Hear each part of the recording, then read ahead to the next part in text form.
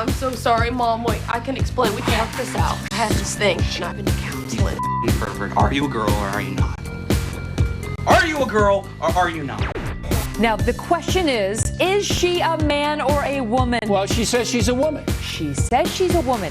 And then they raised a challenge. They still don't know whether she's a man or a woman. They have to have weeks of testing. Are you a boy or a girl? There's a word for what you are. Spike, what is the word I'm looking for? Androgynous. Oh, that's right. Androgynous.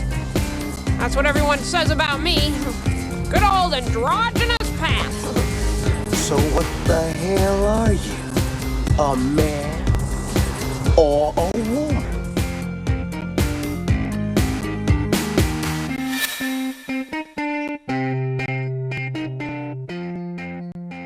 Like all good comedy, the character of Pat from Saturday Night Live, played by actress Julia Sweeney, tells us something very revealing. That our ability to recognize someone as either male or female is absolutely fundamental to our ability to interact with them. And that there is nothing natural about that recognition. It's dependent upon certain signals being communicated that allow us to position people in categories, male, female, that make sense to us. If we can't properly understand or properly read those signals, or if they're not being sent out in ways we can understand, then it is almost impossible to proceed to any further social interaction.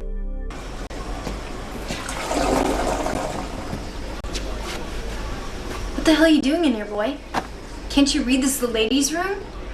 Get the out! I'm a girl. You see that freak there? It was just in the girls' bathroom. Must be a faggot. Faggot.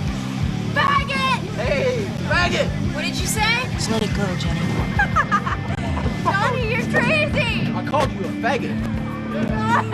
Look, man, we don't want any trouble, okay? No, I don't want any just having trouble some either. food. Just want to get on talk, have a little talk. Look, we're out of here, all right? Dude, leave us alone. You faggot. Get out of this. Go. Stop it! No! Take it back! So, if we want to fit in and function normally, we have to learn both how to send out the right signals and how to read the signals that are being sent out by others. I've been teaching and studying issues of media and gender for more than 25 years, and one of the richest tools I've come across for understanding the way our visual culture links up with larger issues of gender and power comes from the work of the late sociologist Erving Goffman. A book written by Goffman in 1978 was about precisely how the communication of gender takes place.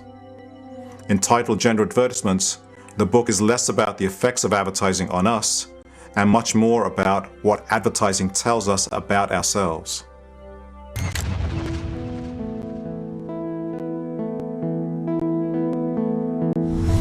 Here it comes.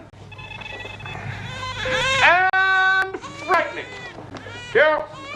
And the rough toes. Show it to the mother. That's enough. Right, sedate her. Number the child. There you go. A boy or a girl? Now, I think it's a little early to start imposing roles on it, don't you? Goffman argues that there is nothing natural about gender identity. That is, we don't just pop out of the womb with our gender identities imprinted in our genes. That it is part of a process whereby we learn to take on certain attributes that we think are appropriate to our understanding of ourselves in gender terms. Therefore, we have to analyze how the society constructs the categories within which we fit. And to understand how that takes place, we have to first make a distinction between the terms sex and gender. Sex refers to our different biological characteristics as we come out of the womb. Gender refers to the way those differences are made sense of within culture. In most cultures, by assigning it to one of two categories, male or female. And then each of those categories is further defined with a set of characteristics that seem to be mutually exclusive that are labeled as masculine and feminine. But while potentially, and in actual real life, there could be many different categories of genders, Western culture mostly operates with the two-sex, two-gender distinction. It is starting to break down a little as transsexual and transgender people have challenged this binary distinction and insisted upon having a legitimate place in the culture, not on the margins, but at the center of the society. And their example shows us that the two-sex, two-gender distinction is a socially created one, not natural. And what Goffman is interested in is how the two-sex, two-gender categories, these codes of normality, are created and, more importantly, maintained and held in place. He makes us see that because these distinctions are not natural but created, we all have to learn how to send the signals to others as to how we want to be understood in socially recognizable gender terms.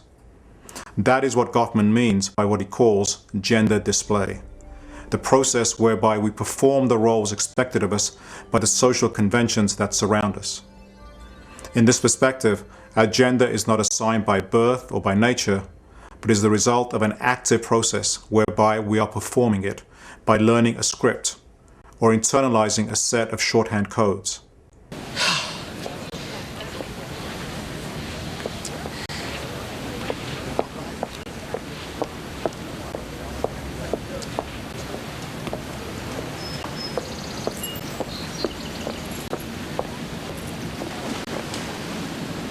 Too swishy? Let me give you an image. It's a cliche, but it's an image. John Wayne. Nice touch.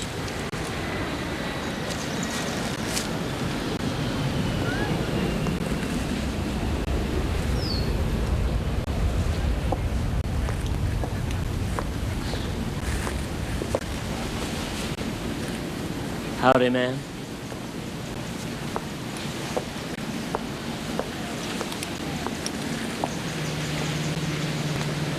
No good? Actually, it's perfect. I just never realized John Wayne walked like that. So the human body, for example, the way we walk, becomes the medium through which we communicate. And because these codes are so deep they almost appear natural, it is difficult to even see them or consciously recognize them in operation until they're pointed out. That is one of the main things that Goffman wants to accomplish, to make visible what seems to be invisible, or at least below our level of conscious perception. And while he's really a student of interpersonal behavior, that is the way people talk and interact face to face, he thinks the best place to clearly see the codes is somewhere else, in the culture, in one of its most concentrated, exaggerated, and distilled forms, advertising, and by extension, other popular media. He actually calls advertising commercial realism. That is, it is trying to present the world in ways that could be real. So Goffman focuses on advertisements not so much because of their impact or effect on us, not because of how they make us act or what they make us buy, but because of what their seeming normality tells us about ourselves.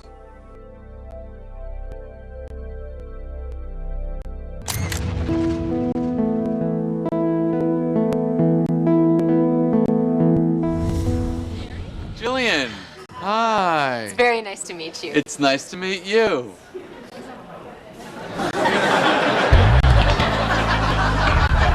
She had man hands.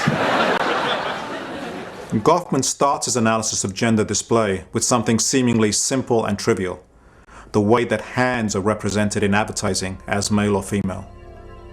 He argues that female hands have a different relationship to reality than male ones. Female hands are shown not as assertive or controlling of their environment, but as letting the environment control them. So, for example, when women are shown holding something, it often looks as though it is just resting there, not being held in a strong manner. Female hands are shown just tracing the outlines of an object, or cradling it, rather than carrying it and being in control of it. Or they're presented as just using the ends of the fingers to hold objects delicately and lightly, rather than using the whole hand. In contrast, the masculine touch is powerful and assertive, presenting a different relationship to the world. Instead of tentative, the male touch is utilitarian, controlling, and bold. Male hands are shown as manipulating their environment, molding it to their desires. Sometimes you can see the difference in one image, where masculinity is about power and strength, and femininity is superficial and weak. Goffman further argues that the soft feminine touch can be extended into what he calls self-touching, which conveys a sense of the body as being a delicate and precious thing.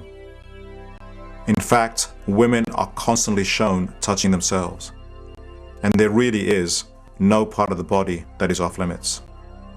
Whether it is the shoulder that is being utilized, or the face being touched in this soft and caressing manner, or the neck, symbolically connected with vulnerability and openness, there seems to be no end to how women will touch themselves in the world of commercial realism.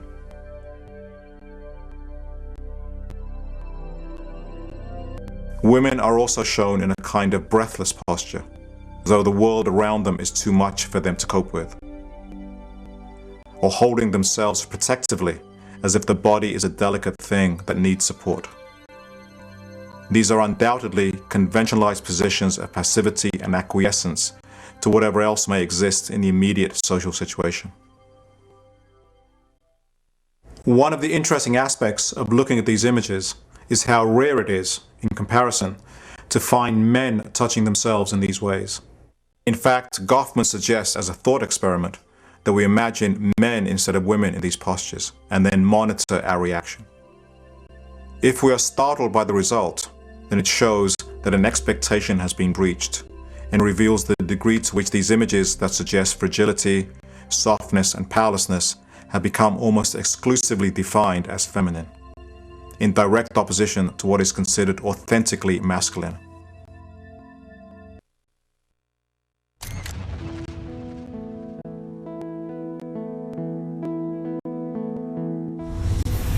With this idea that the body is a text, a means of communication, the body postures carry deeply significant meanings, we can get to the heart of Goffman's analysis, what he calls the ritualization of subordination, and of how female bodies in particular are used to demonstrate the broader social idea that what the culture defines as feminine has a subordinate relationship to what the culture defines as masculine. The starting point is his observation that women, with far greater frequency than men, are very often shown lying down in a recumbent position. Goffman makes two important points about the significance of this pose. First, he says that in this position it is difficult to defend yourself, and that therefore you are dependent upon what he calls the benignness of the surround. That is, the reclining position that women are placed in gives them no defense against possible threats. It is a submissive and powerless position, utterly dependent on the world being risk and danger-free. And Goffman's point is relatively simple. This is a posture that communicates submission and powerlessness, and women are overwhelmingly featured utilizing it. The second point that Goffman makes about these displays of female powerlessness is that they have become sexualized. He says they are also a conventionalized expression of sexual availability. In this way, commercial realism shares a great deal with the world of pornography in its expression of female sexuality, in that it is overwhelmingly coded as submissive, powerless, and dependent. And when feminine identity in the culture is predominantly equated with this version of sexuality, then femininity itself, as a whole, is defined as submissive, powerless, and dependent.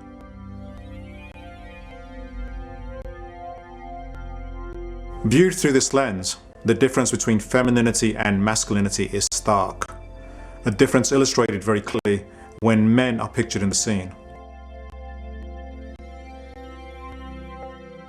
The men are active, alert, ready to respond to or to initiate action. The women are defenseless and in no position to initiate any action or to defend themselves. They are powerless, whether it is draped over an operating table, or on their knees tugging a dress in front of a muscled male, or sitting on the floor at his feet, looking up with a desire to serve. Again, Goffman's point is that while occasionally we can see the reverse, what matters is that it is rare. The one place you can more readily find men in these postures is in some photography of gay men. So, for example, you can see images here of the ritualization of subordination, where men are lying down in much the same manner as women in commercial photography. What that should tell us is that there is nothing natural in gender terms about the action or the pose. That its link with femininity in the mainstream culture, commercial imagery, is not inevitable or biological, but profoundly cultural. Advertising's ritualistic display of the female body to communicate powerlessness is also accomplished when women stand with what Goffman labels the bashful knee bend. He calls these canting postures, meaning the body is tilted, positions that take the body away from being upright and perpendicular, and places people off-center. In fact, as with the other submissive positions, the bashful knee bend projects a sense of the woman as ungrounded, less than fully prepared to react quickly and firmly to her surroundings. And once again, the posture has also been sexualized in the process, reinforcing yet again the notion that female sexuality is equated with submission and deference. Similarly, women are positioned holding their feet or the heel of a shoe, once more leaving them off balance, teetering, ungrounded, and precarious as they stand on one leg, vulnerable and defenseless.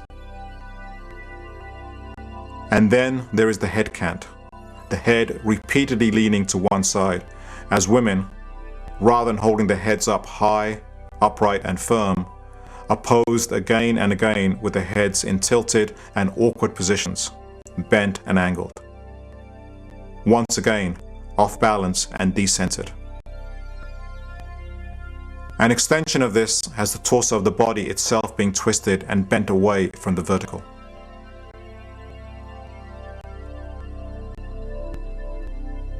Goffman argues that all of these head and body canting configurations leave women in a position where they seem utterly defenseless, and in this way can be read as both an expression and acceptance of subordination, of ingratiation, submissiveness, and appeasement.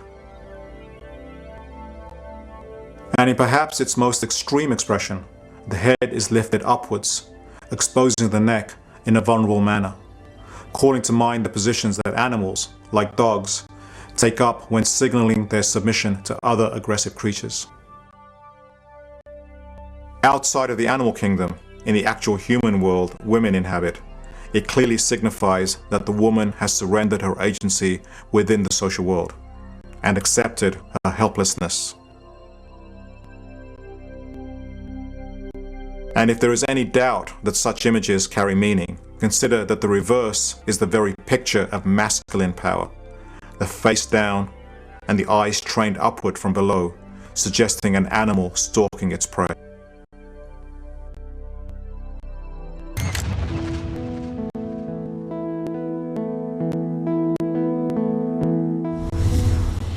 In addition to portraying women as having a distinctive physical relationship to the world around them, the gender codes of our society also posit a distinct psychological relation to that world. Women are often presented as not paying attention to what is happening around them, drifting from the scene in a dreamy fashion, off in a world of their own. So when women are presented in this spaced out mode, they're not attentive to the world around them, not conscious of what is happening, oblivious to any threats that might be posed, and apparently indifferent to any actions that may need to be taken. In this way, just as physically femininity is presented in ways that highlight subordination, so too psychologically it is defined in non-powerful or non-assertive ways, with women shown as essentially having checked out of the surrounding social scene, with their head down, eyes averted to whatever is happening around them.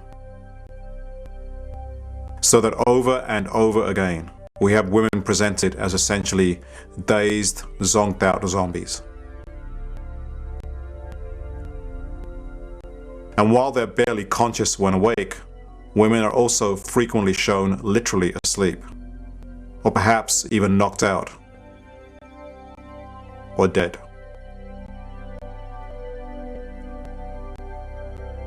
Awake, they're emotionally vulnerable, frequently nervous and biting their lip,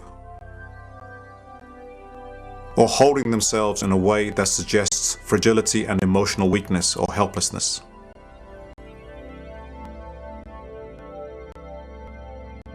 And when men and women are shown in the same image, this different relationship to the world becomes even more explicit. As Goffman puts it, women are shown mentally drifting from the physical scene around them, while in close physical touch with a male, as though his aliveness to the surround and his readiness to cope with anything that might present itself were enough for the both of them. At the same time, the male may well wear a wary, monitoring look. So while women drift, men anchor and protect.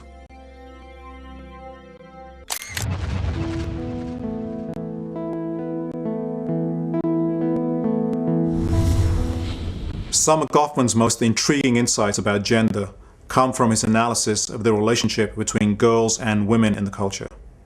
He argues that while boys have to prove themselves in some rite of passage to signify that they have left childhood behind, women, even adult women, never leave girlhood behind. In a wonderful turn of phrase, Goffman says that boys have to push their way into manhood, and problematic effort is involved, while girls merely have to unfold. In advertising, this is reflected in a couple of ways. First, little girls and grown women are presented as essentially the same, wearing the same clothes, having the same hair, doing the same things. In the world of commercial realism, women never seem to leave girlhood behind. The second way in which women are linked with childhood is by being presented in infantilized ways. For example, just as children put their fingers in their mouths when nervous, uncertain, or shy, so women are shown taking on similar poses. Their expression anxious and uneasy, drawing a ritualistic link to childhood. There can also be an explicitly sexualized dimension to this finger-to-mouth pose.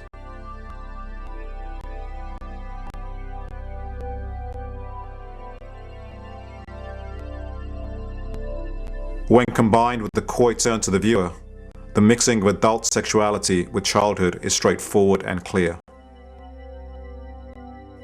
Along these lines, but more directly, women are also often explicitly presented in an infantilized way, literally shown as young girls, sometimes in how they're dressed,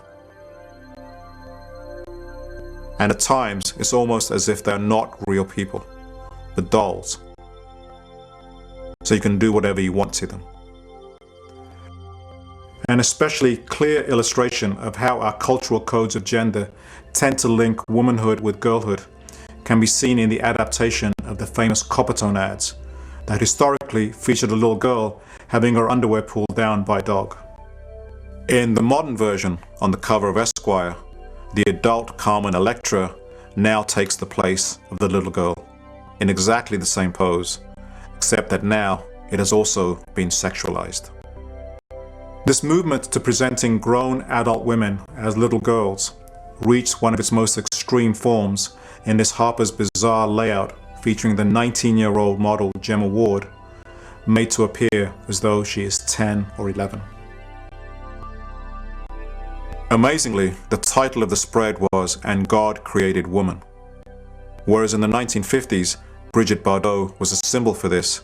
In the contemporary period, it is now the image of a little girl that stands for womanhood. One of the obvious consequences of presenting adult women this way is not only that grown women become equated with childhood, but that young girls have increasingly become equated with mature womanhood. Presented as full-blown sexualized subjects, utilizing the familiar ritualized codes of adult femininity.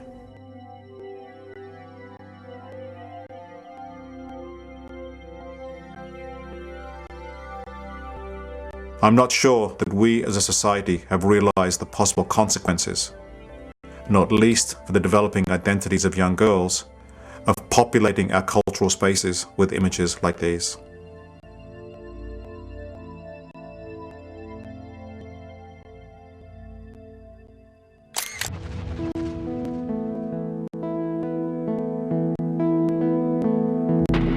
Do you have the code? The ultimate code of seduction. The Armani Code. While Goffman's analysis focuses a great deal on the gender displays associated with femininity, it would be a mistake to say that he has nothing of significance to say about masculinity. And that is because masculinity, the ideal of what it means to be a man, is always defined in relation to what it means to be a girl or a woman. It is virtually impossible to speak of one without reference to the other. They are part of one complex. Masculinity in particular is defined through what it is not, through its opposite, meaning what the culture defines as feminine.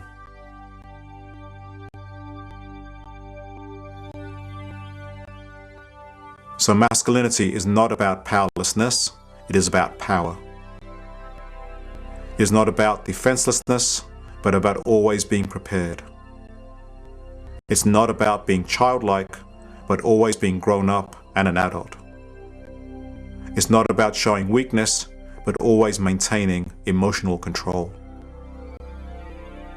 Standing upright with hands in pockets is a common pose that communicates this kind of easy confidence and strength. It suggests comfort as well as control of the world that surrounds them. A stronger and more aggressive variation of this posture features the arms folded, looking out at the viewer.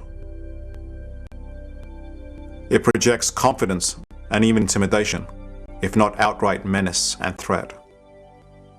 Rarely, if ever, are men shown in feminine canting postures that depict them as off balance or ungrounded. Rarely, if ever, are they forced into the kinds of absurd contortions that define the feminine code. Instead, they are coded masculine, upright and prepared for whatever might come their way, independent, within themselves, in control of the situation. Their gaze directed outward, rather than inviting us to gaze at them. The position of the body communicates self-assurance, poise, and self-possession.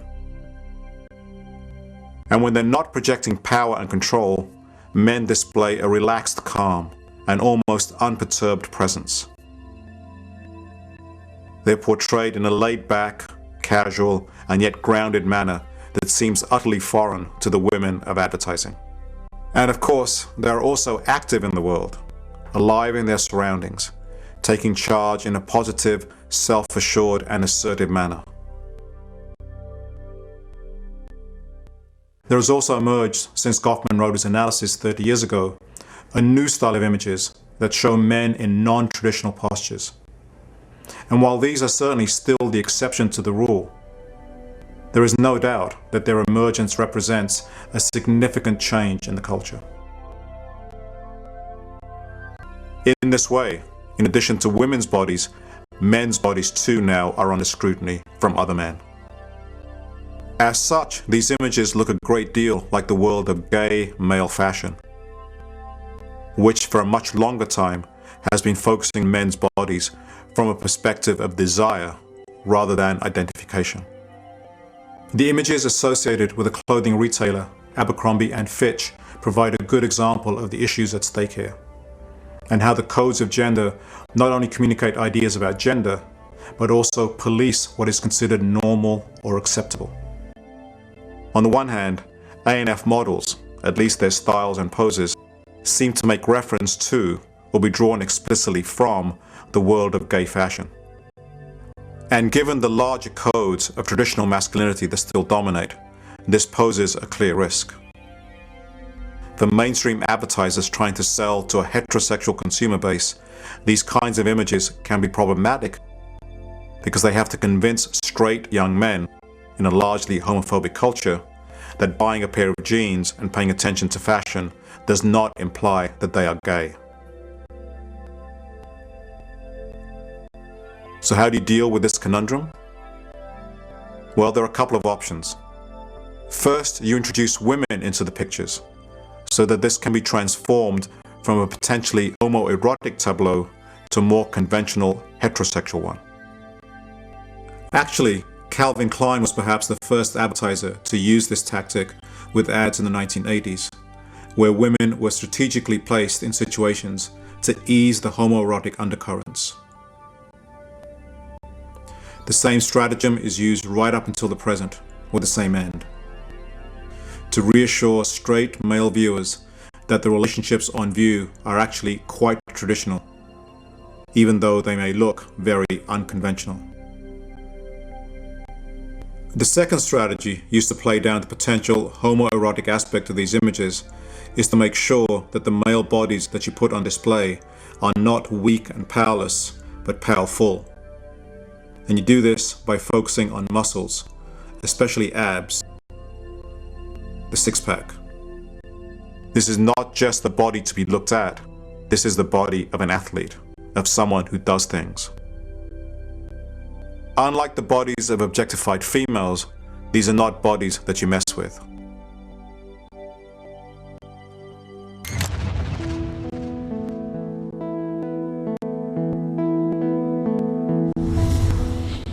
Since Goffman developed his analysis, an apparently code-breaking new representation of femininity has also emerged. In contrast to the traditional code of submissiveness, powerlessness, and childishness, we've seen the rise of prominent representations of feminine power, captured in the emergence of the female action hero, a seemingly new ideal of women as active, aggressive, and in control.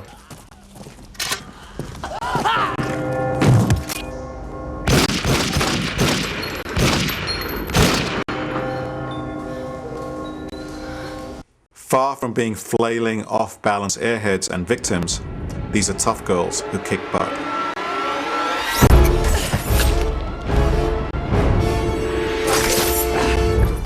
Whether it's Jennifer Garner as Elektra, or Uma Thurman in Kill Bill, single-handedly taking on a score of men,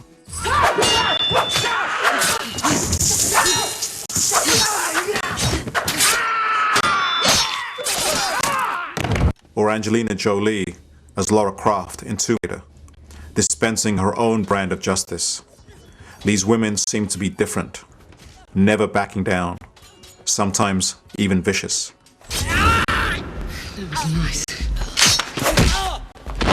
But for all these displays of stereotypical masculine power, and what appears to be a new brand of female autonomy and strength, what may be most notable here is how even this new brand of superhero-sized power isn't enough to break the old feminine codes. The most striking example of this phenomena appears in the recent Charlie's Angels series of movies, where you have three women who appear confident, empowered, in charge, controlling the action, really the authors of their own fate.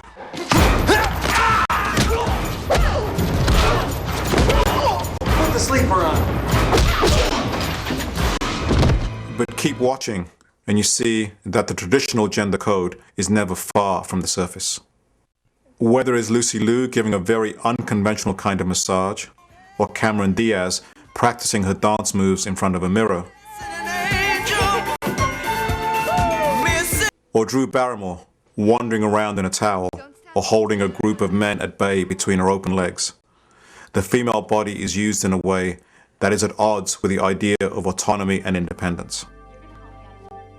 In fact, this was taken to absurd lengths in a photo shoot for the men's magazine Maxim, where these three actresses were presented in the most childlike and submissive poses, fingers in their mouths, giggling like young schoolgirls, shown on all fours crawling around, lying down with head tilted, biting on fingers.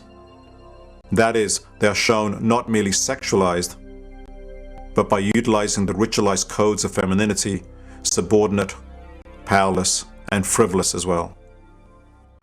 This dynamic is also at work in the arena of female athletics. Now, in the last 20 years, as a result of the success of Title IX, there has been a huge explosion in the number of women engaged in athletic competition. This has resulted in women participating in high-level and professional sports in a way that simply was not the case in previous years. And yet, when you look at how female athletes are represented and represent themselves outside of athletics, it's as if there exists a strange parallel universe in which these otherwise powerful women do all they can to disavow their power and strength as athletes by presenting themselves in the most conventional, subordinated, and so-called feminine ways.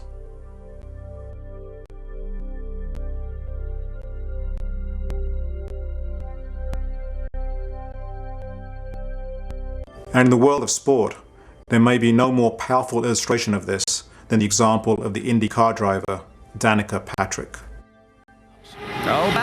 Now, motor racing is just about the most rugged and dangerous sport that one can imagine, with cars traveling at speeds of up to 200 miles an hour on a crowded track. You need skill, strength, daring, and courage to win, and Danica Patrick is at the pinnacle of the sport. Danica Patrick wins at Twin Ring. But as these characteristics in the culture are almost exclusively connected with masculinity, she has to prove that she is a real woman by adopting the ritualized displays of gender that everyone will recognize. So in magazine spreads, she is shown lying down in the most defenseless and sexually available positions, twisting her body, looking behind her as she disrobes, crawling on all fours, and canting her body and legs in ways that normalize her in the eyes of the culture. That is, as a weak and powerless girl.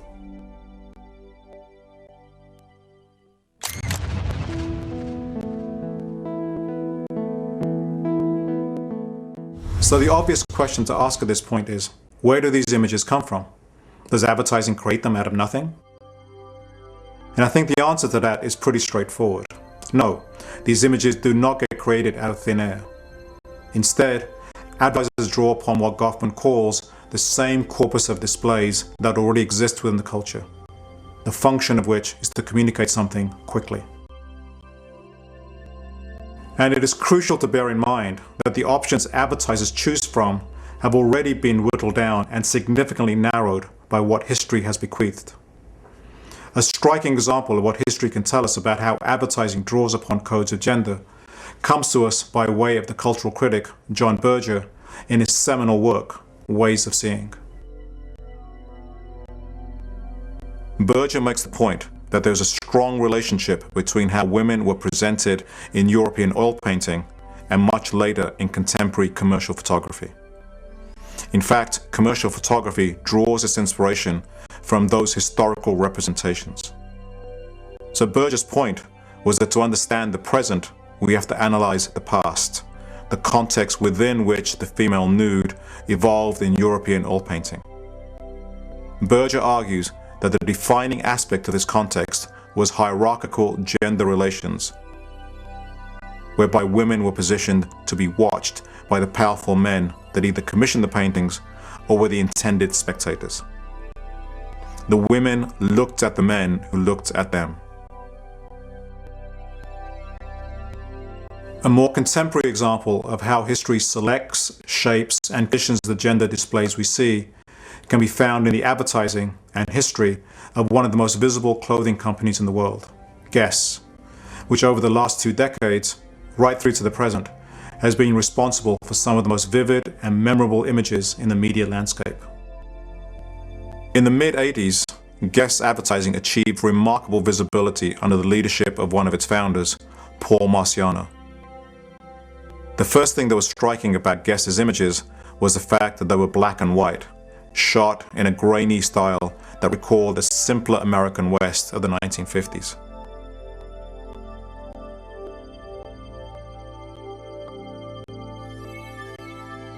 And in fact, this hearkening to the past was not accidental, but deliberate. The journalist Susan Faludi quotes Paul Marciano as saying, "When I came here, I fell in love with the American West.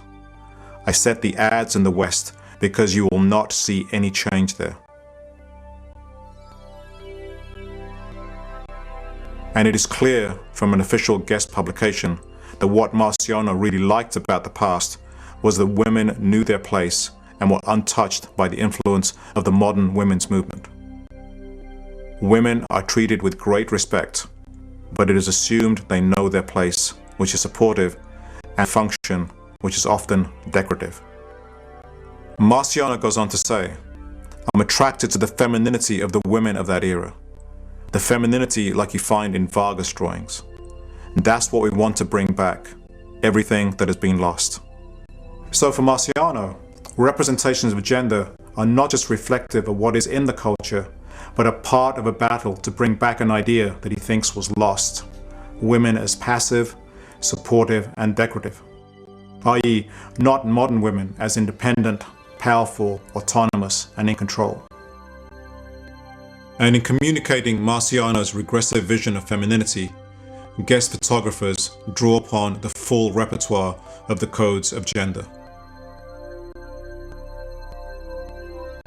For example, the ritualization of subordination that shows women lying around in sexually available positions of passivity, or crawling around on their hands and knees, or kneeling with head thrown back.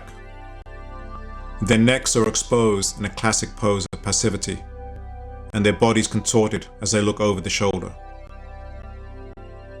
Use the classic head, body, and leg canting posture. They place themselves off-center and off-balance as they grab one foot while standing. Peeking from behind curtains, they hold themselves in a nervous and emotionally protective manner. They signal girlishness and frivolity by twirling their hair with the ends of the fingers in a distracted mode.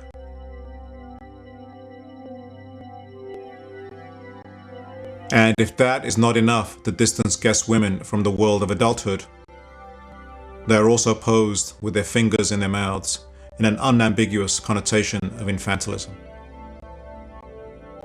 Ultimately, looking at these images in this analytical way shows us that the strategic use of the posed gender codes is not an abstract ahistorical process, but one that is guided by a particular imagination and set of interests. But there is nothing unique or exceptional about these guest images. They are a concentrated microcosm of the world of advertising and the culture as a whole.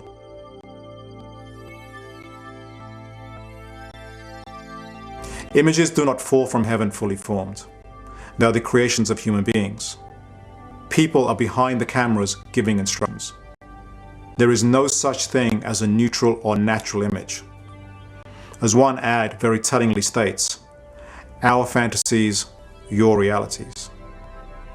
All images are authored by someone, and it is up to us whether we choose to participate passively in the worlds that are created for us by meekly accepting the ideas behind them and reinforcing them through our silence, or whether we choose to engage the world actively by recognizing what is happening and not reinforce it, question it, point out how strange normality can actually be. It's only when you make something strange and unacceptable that you have any chance of changing it, any chance of intervening into that social process. And that was the main point of Goffman's analysis, to make what was invisible visible, so that we have a choice to make about how we want to participate in the worlds we inhabit.